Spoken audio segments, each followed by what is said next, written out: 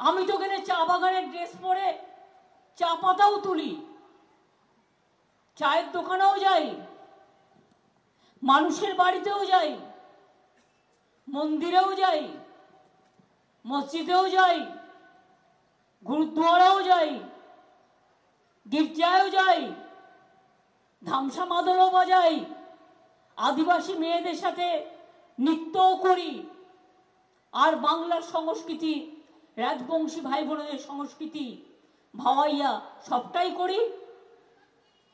তো সবটাই যদি আমরা করি, ইলেকশনের সময় মোদি বাবু আপনি এসে ভাষণ দেবেন, আপনার গ্যারেন্টি কি সংবিধান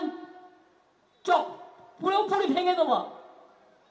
আম্বেদকরের নাম যাতে না থাকে, বিরসা মুন্ডার নাম যাতে না থাকে, গান্ধীজির নাম যাতে না থাকে, নেতাজির নাম যাতে না থাকে, রবীন্দ্রনাথের নাম যাতে না থাকে, নজরুলের নাম যাতে না থাকে, পঞ্চানন বর্মার নাম যাতে না থাকে, আরো বিশিষ্ট অনেক মানুষ আছে বিভিন্ন জেলায়, সংস্কৃতি প্রেমী মানুষ।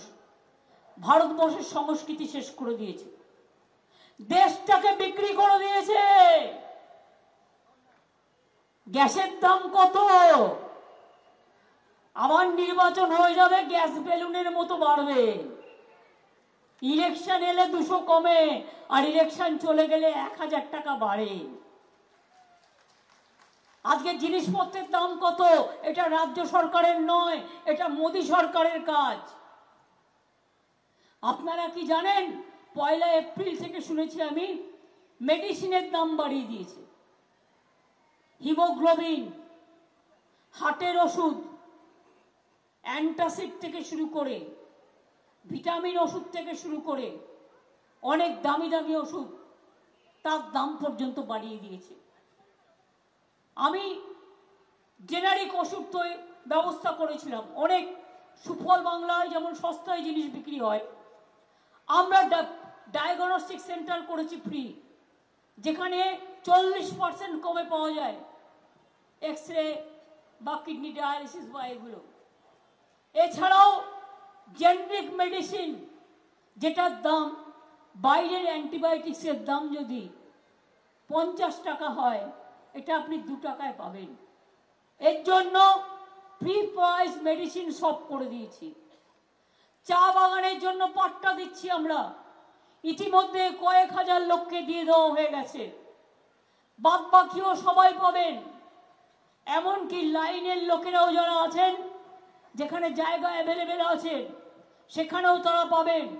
चाय बागान का मजदूर खाली पट्टा ही नहीं, पट्टा भी मिलेगा, साथ में घर करने के लिए 1,20,000 रुपया भी मिलेगा। ये हमारा चाय सुंदरी प्रोग्राम का एक्सटेंशन है। 10 লক্ষ ফার্মার যারা চা চাষ করতেন, তাদের বন্ধ হয়ে গিয়েছিল পাতা বেচা। পরশুদিন তারা আমার কাছে এলেন, আমি তখন চালসাই ছিলাম, এসে আমাকে বললেন, দিদি हमारा 10 লাখ মজদুর বেকার হয়ে যায়গা, আমরা মরে যাব, আমাদের বাঁচান। আমি বললাম কি হয়েছে? বলল 2015-এ সেন্ট্রাল গভর্নমেন্ট একটা নোটিফিকেশন করেছিল, মোদি বাবুর সরকার, তাতে বলেছে গরিব লোকেরা যে পাতাগুলো তার ছোট ছোট 5 বিঘে জমির মধ্যে করে, সেখানে নানা রকম পোকামাকড় আছে, তাই ওগুলো আর নেওয়া যাবে না। এবার যারা পাতা কিনতো তারা বন্ধ করে দিল গত 3 দিন আগে। এরপর আমি সঙ্গে সঙ্গে ব্যাপারটা সবাইকে জানালাম, এবং আপনারা শুনলে খুশি হবে, আজ থেকে ওদের কাজ চালু হয়ে গেছে এবং 10 লক্ষ মজদুর বেঁচে গেছে। আমি খুশি, আমি তাদের সব পরিবারকে অভিনন্দন জানাচ্ছি, এবং যদি কিছু সংশোধন করতে হয় তার জন্য 2 বছর সময় দেওয়া উচিত বলে আমি মনে করি, এবং সেক্ষেত্রে আমরা করে দেব।